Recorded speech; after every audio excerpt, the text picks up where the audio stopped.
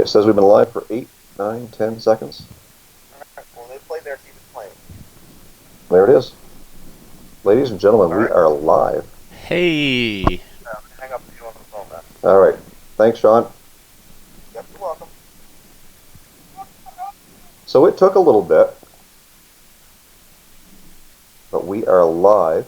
And welcome back, guys, to the CarrGuy SixFan show, take 2 of episode 4. And with the help of Novotaz and Grant for trying to get this going, we're trying this one more time, and by the looks of things, we are live. Thank you so much for joining us and being a part of the stream. And we're ready to do this.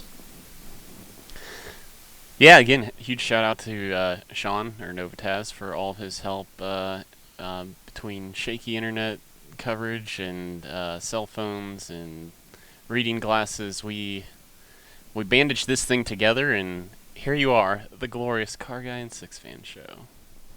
Yeah, and thank you so much to some of the guys who have been in the chat here for the last, 10 or 11 minutes, who have been waiting for us to get this thing to go live. One of my new subscribers, Luca, has been in there right from the very beginning.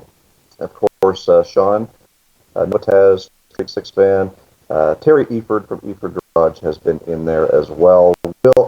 Thanks, Will, one of the biggest promoters here on my channel, and Firebird Nation, as well as the Miniac has joined us, Burning Rubber Garage, Corey Pratt. Thanks, guys, for joining us, and welcome to the CarrGuy SixFan show. Like I said, my name is Jason. My channel is Old Car Auto Guy, if you guys don't know that already, and my channel focuses on the day-to-day runnings of my used car business and some of the projects that we have, as well as a few shenanigans every once in a while. And with me, my co-host is Grant Tommy, or Straight SixFan is my channel, where I like to focus on budget-minded, relatable, creative builds. A little something I like to call offbeat hot rodding, and I think this is pretty cool because I can, oh, nope, gotta point that way because it's not reverse. Just swing it on back over to Jason. Yeah, so this week is really a big trial run for this new fandangled thing that we like to call Skype and Streamlabs, and it's just all a big cluster for me because I'm not that technologically advanced. But nevertheless, we're trying to make a go of it, and I appreciate everybody coming out and doing this. So our agenda is going to be a little bit fumbled here tonight. We're still going to try and give you guys the 30-minute show that we always promise. And once I get my Google Docs opened up here with a little bit of help from Grant, we're going to start talking about some automotive news. So one of the things that has come upon us over the last couple of weeks is the official unveiling of the 2020 mid-engine Corvette. And I wanted to open up the chat a little bit to see what you guys thought of that, because we haven't had a chance really to talk much about it since it's been unveiled. My first impressions are, it still looks like a Corvette. What about you, Grant? What do you think of it? I think my favorite reaction thus far from social media and whatnot is people comparing it to the 21st century Fiero, is what some people I've seen, and I thought that's pretty funny. But yeah, no, I think they did a good job of, yeah, you can tell it's still in the family, still got some Corvette lines, and so I think after seeing it released, it's really not that much of a shocker, I guess. I mean, it's not like oh my gosh, what did you do to the Corvette? It's you can see where they came from. Yeah, and there was a lot of talk when the C7 came out and they got rid of the the oval or round tail lights, and some of the purists were saying, oh, you can't do that and blah blah blah.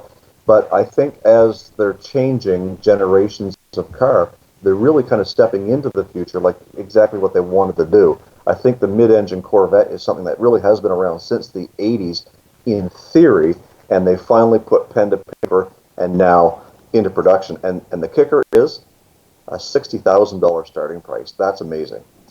Yeah, that actually was a huge shocker to me because that's really not far off of what they were already going for anyway. And the impression you get of mid-engine, you always think like just it's a flat-out exotic, and you're talking about like the class of like some of the Lamborghinis, and like the Ford GT, things like that. And so I thought, hey, actually $60,000, it's a bargain.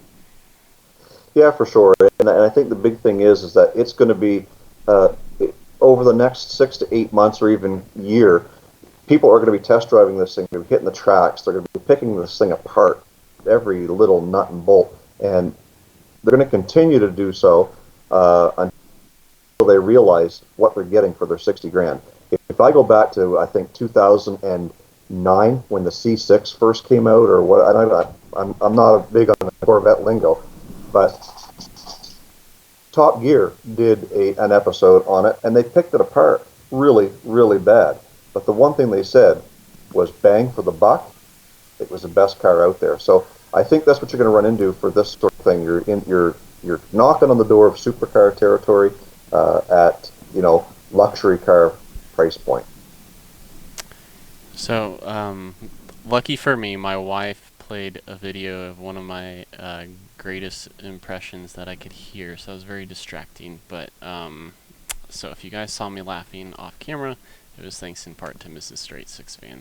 And I just also wanted to throw out, because Jason and I have, like I said, we've brought you tonight's live stream via duct tape and baling wire. I don't have any auxiliary windows open tonight, so I'm not following the chat because this is all new to me. We don't want this to crash. So, Jason, you'll have to keep me, you'll have to monitor the chat for me. If there's something directed my way, let me know. Yeah, so we'll just jump in there right quick. We've had a few new people jump in there, and I think we left off with Bayside Customs. Doug Sweener has jumped in there, as well as S&R Motoring. Scott has joined us. And Scott, very, I don't want to say reluctantly, what's the opposite of reluctant? Very aggressively states that he's addicted to turbo, so I think he's very happy about that. If you guys haven't checked out that page, they are, I think they're this close. Maybe they've already got it running. I know they got it turned over on the old Chrysler Conquest. But Captain Ron has joined us as well. Thanks, Ron. We may be leaning on you, too, a little bit for this whole streamline thing. But anyways, we're going to jump back to the agenda and try and bring this show back together here. So one of the things that we also try and do with this show is highlight a specific channel that we feel is an up and coming channel, almost like a shout out. We want to make sure that everybody has this opportunity. Now, we have mentioned this channel in the past, and it's Boost Rodeo. And if I go back through here, no, it was somebody else who I saw in the chat. Boost Rodeo is a great channel, automotive channel, who has excellent, really high-class editing skills, and we want to make sure that they have an opportunity to get seen. They're super small right now, in the 200 or 300 subscriber area, and if you guys haven't had a chance to go over there and check them out, I would really encourage you to do so. So. Thank you, Sane Auto, for jumping in there. Sane Auto has joined our live stream. I do believe this might even be the first time that he has jumped in. So thanks for doing that. And guys, if you have any questions that you want us to answer related to the topics that we're talking about, don't be afraid to shoot them out in the chat room. Yeah, similar to Boosted Rodeo, I would say there's a channel that I feel very similar about. Their production value is not... Boosted Rodeos is very high, and it's cinematic and really polished product. This other channel is a high polished product, but maybe not in that same sense of like the cinematography. But Resto Car is, I don't know how he doesn't have more subscribers, but sort of in that same level, like 300. I was just watching some of his stuff today. I think he does really good work, both on camera and with the camera. So he's one I would recommend as well. Yeah, sorry for the dead space there. I was just reading something else. One of the things that we're trying to do here tonight, again, you guys all know, we're just trying to put a show together for you guys and follow a little bit, very, very closely to our agenda that we normally have. And, we're already 20 minutes into the show, normally with about 10 minutes worth of content. So we're going to talk a little bit more about our channels and our channel updates. Grant, why don't you tell us a little bit about what's coming up on straight six fan.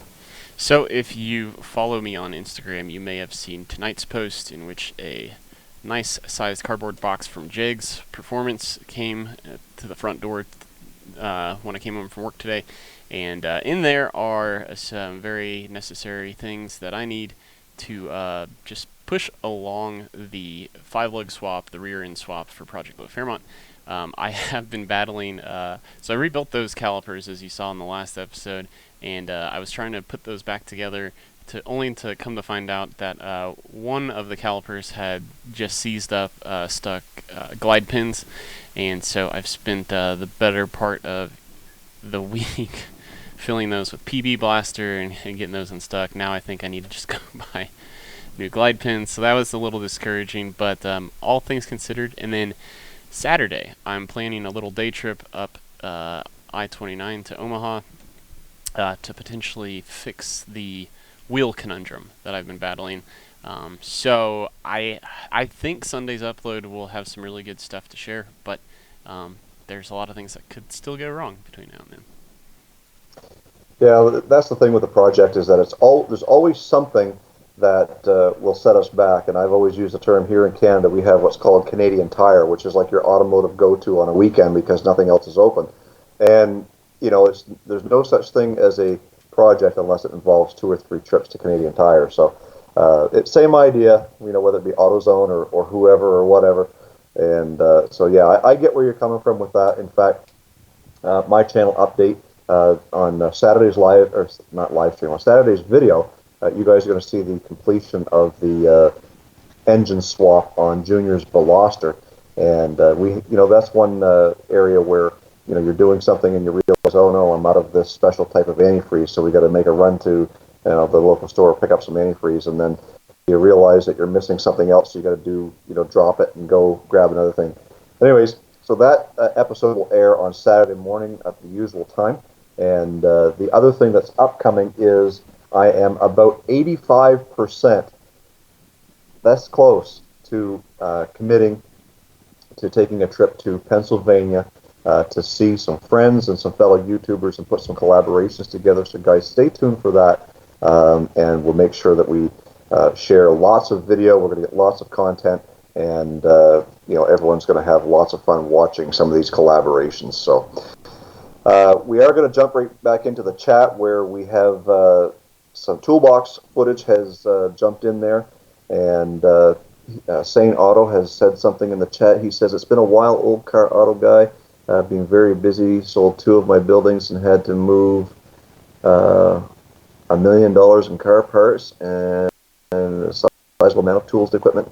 Yeah, so he's basically a lot of his collection he's had to get moved out of the way. So if you guys don't follow Sane Auto, head on over there and check that out. And while we're talking about the viewers in the chat, I did want to, because tonight's episode's a little discombobulated, the agenda wasn't really well thought out because all of our efforts were on just getting this dang thing running. If you guys have questions for us, by all means, we're kind of going to lean on you guys tonight. So things you want us to answer, go ahead and start thinking of those in the meantime. And we'd be more than happy to kind of dedicate this one to the fans. And yeah, so Sane Auto asks if I'm going to see Gregory Salvatore and Matt MPG. I would to get together with Matt if that opportunity arises, but the handful of guys that I do want to check out while I'm down there is Steve Fast from Hammerdown Motorsports. I've reached out to him and he's agreed to get something together. Steve Freeman, who is Send It Steve. Steve and I have been following each other for quite some time, ever since he was a small channel at 4,000. I think he's now up to like 84 or 5,000 subscribers. I also want to reach out to Dan Gimmel from Gimme D on Cars, who does car reviews, and Novotaz. On my way home, likely, on the way out of Pennsylvania, I'm going to head up his way and possibly do something there as well. So I'm going to try and fit as many people in as possible. I know some of those guys are right in the greater Harrisburg area, and some of them are a little bit on the outskirts. So we're going to try and make sure that I get to see each and every one of those guys. So, Jason, how far is the furthest point in your trek from New Brunswick, hours-wise? Hours-wise, Harrisburg itself is about 11 hours. So I'll be 11 hours, and then between pee breaks and pit stops for fuel, stuff like that. I plan on doing it over 2 days. So the plan is to leave next Friday, early in the morning, and probably put about 6 or 7 hours of driving in, and then make sure that I'm well rested. And then in the morning, I only have a few hours left to go, and that way I can still meet up that day and get some collaboration in on Saturday. So the reason I asked is because I know at one point Jason and I had thrown out this idea, and I don't think we've talked about it more than once, but it was sort of like what was the botched plan for Tube 66, in which nobody really joined me.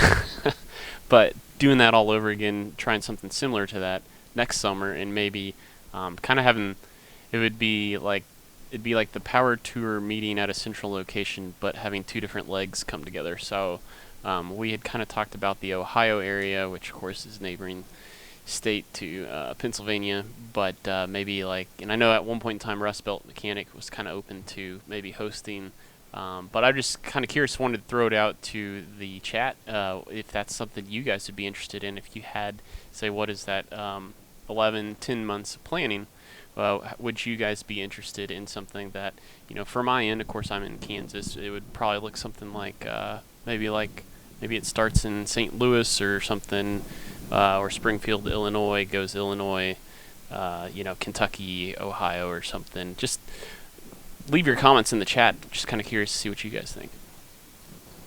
Yeah, and I think the idea was some sort of a mini power tour of sorts, whether it be something that we bring our old cars or something that we just bring our dailies, whatever it happens to be. I'm not saying I would be reluctant to drive my old Chrysler 12 hours on a trip. The only thing that would hold me back would be the fact that there's no cruise control, which is almost essential for that kind of a drive. And the air conditioning, well, I could probably make do without, but man, oh man, when you're driving that far, you certainly want to be as comfortable as possible. So I think the idea, too, is that I did reach out to Rust Belt Mechanic to say that on my way home, it would be nice to head north, but again, as Novitas says in the comments, Ohio is an additional 6-hour drive and not in my direction on the way home. So I'd have to kind of head northwest to get to Ohio, and then that just tacks on another several hour drive for me to get home, more like a full 2-day drive. And I plan to be home before the weekend following. So I think it's a great this would be idea. A different probably route than what you're taking for this one, but I was just trying to get an idea of, obviously your threshold for pain is somewhere around 11 hours, and so that's what I was kind of basing that off of. Well, and I think the whole thing also revolves around, if it was planned out long enough ahead of time, then I think the idea certainly would be that we could, I could plan a 2-week vacation. So if I have to drive 2 or 3 days to get somewhere, I'm okay with that. And I think there might be other guys who are a little bit closer, that's kind of driving more central to the U.S. that might be up for a get together and a collaboration and a big tour. I think that would be pretty cool.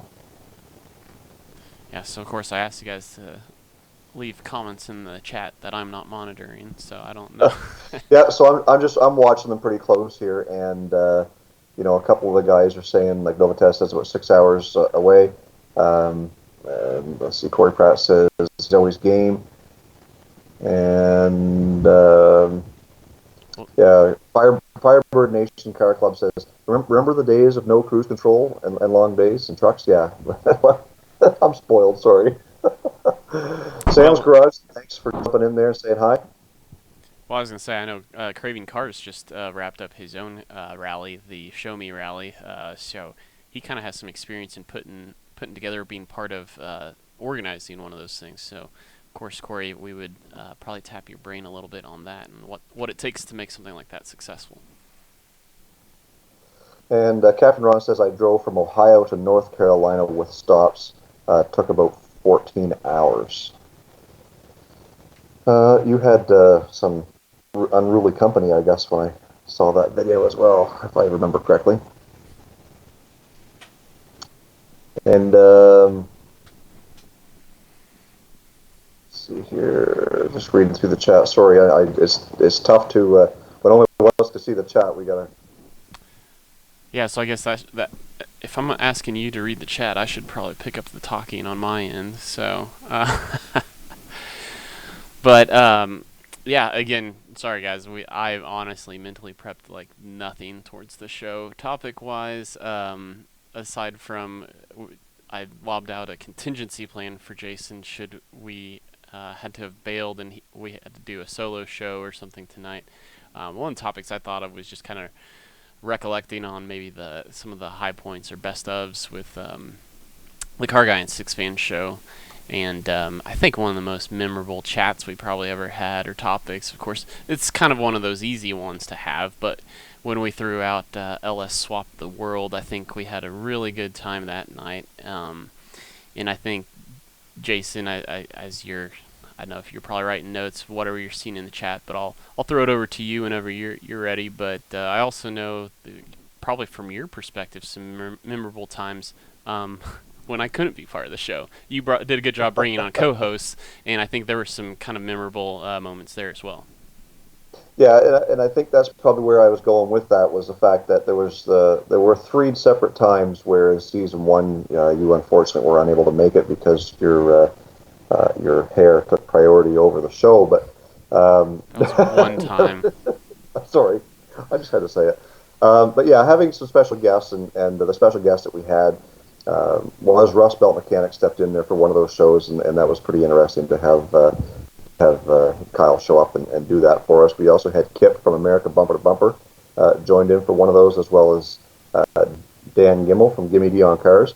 So just because it's the CarrGuy and SixFan show, our lives still happen, and there are times where things will pop up that one of us may not be able to make it, and it's always fun to have some extra guys, pop in there and be a part of the channel. So also, we'll jump in here. I see Randall has jumped in. Thanks, Randall, for jumping in and calling us all nerds. You nerd. Snydertron 3000. Yes, you did. You finally made it. I appreciate you taking the time out to jump in here for the last few minutes of the show, and we want to welcome everybody for their patience dealing with this whole switch over from the Google Hangouts on our end, which was so easy, to this new way of doing things, which I think in the long run will be easier, and the ability for us to give you guys a little bit better show with what Streamlabs has available. Yeah, and kind of to piggyback on when Jason had special guest hosts. Of course, one of the incentives or initiatives, I guess is the word I'm looking for season 2 here is last Thursday of the month is to have an interview. So I think Streamlabs is going to support us doing that as well. So we're looking forward to both of us being on the show, but also a third guest. Of course, if you caught the end of July guest, that would have been the Miniac. So hopefully you guys enjoyed that format, and of course we're always open to ideas and suggestions. We want to help make this partially something that we want to customize it or modify it, build it for you, just like we would if we were building the car for you guys. So with that, also, Jason, I didn't know if you wanted because we also want to grow the subscriber base, the viewer base, and so I didn't know if you wanted to talk a little bit about a tip or trick for the YouTube growth side of things. Yeah, so that is something that we do talk about on each episode, as we kind of lob out some tips and tricks, or even some hurdles that we have run into and how to get through them. And I always use a fallback when I have nothing planned to talk about, is simply doing what Grant and I are doing right now. There's nothing wrong with a good live stream once in a while. It's something that I haven't done enough of outside of this show. So if you guys are trying to build your channel and build your subscriber base, one good thing to do is to do a live stream. Off the cuff, nothing's going on. Maybe you've got something special, you see something going on that you really want to talk about, or you're just hanging out in the garage, cleaning up and shooting the breeze with some of your viewers. That's one of the great ways to help build your channel, because if you're doing that, you can say things like, if you haven't hit that thumbs up button on this stream, do it now. You can also say things like, if you haven't shared this video on your social media with your friends, now's the time to do that, because that's some of the things that are going to help bring new viewers in who might be car guys or want to learn a little bit about how to grow their channel. We are a little bit of a support stream here as well. So every single guy that is in the chat right now, if you have the opportunity, go back and check out their channels, because they all have YouTube channels and they're willing to step up and give you guys some great content. So go over there, give them a share, or give them a like, and subscribe if you like what they have. Yeah, guys or gals, and I say guys in general. I don't mean to be sexist.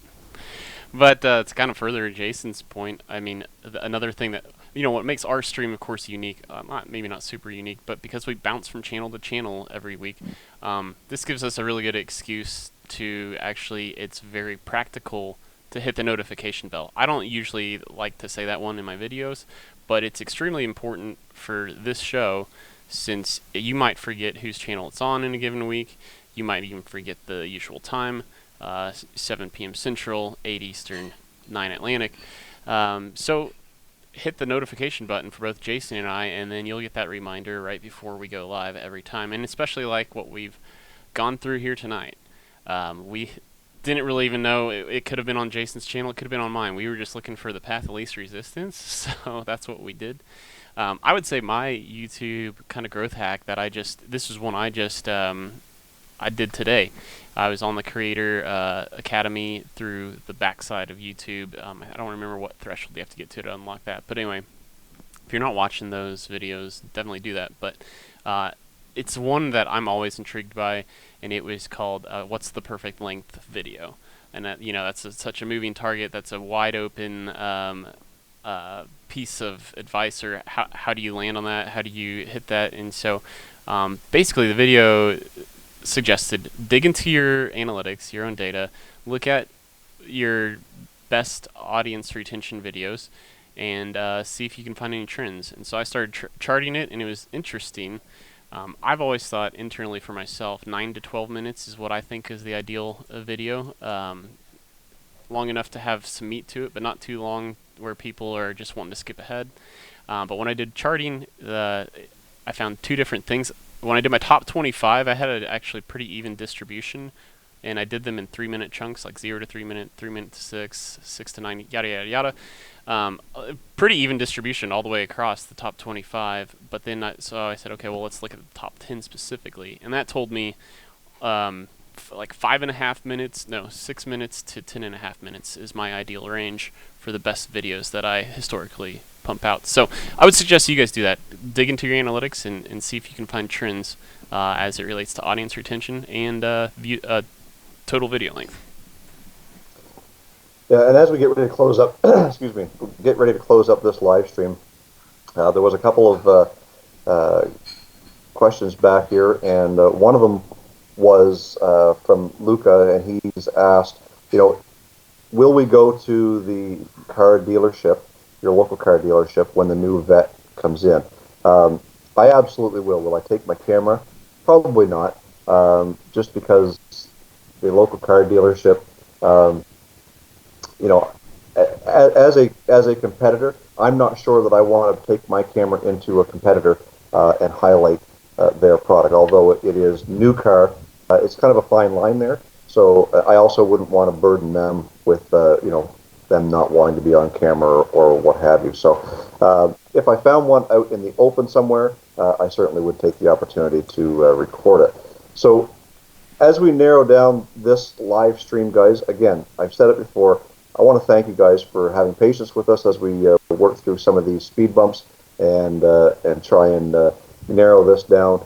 As weeks go on, we will get a little bit better. We will make sure that things operate a little bit more smoothly, that we start on time, and that we give you guys the time allotted that we promised you. So thank you so much. I hope you join us next week on Straight Six Fans channel at 7 o'clock Eastern, Oh my gosh, I gotta go back. Central. 7 o'clock Central, 8 o'clock Eastern, 9 local time here in New Brunswick. So guys, thank you so much, and I hope that you come back and join us next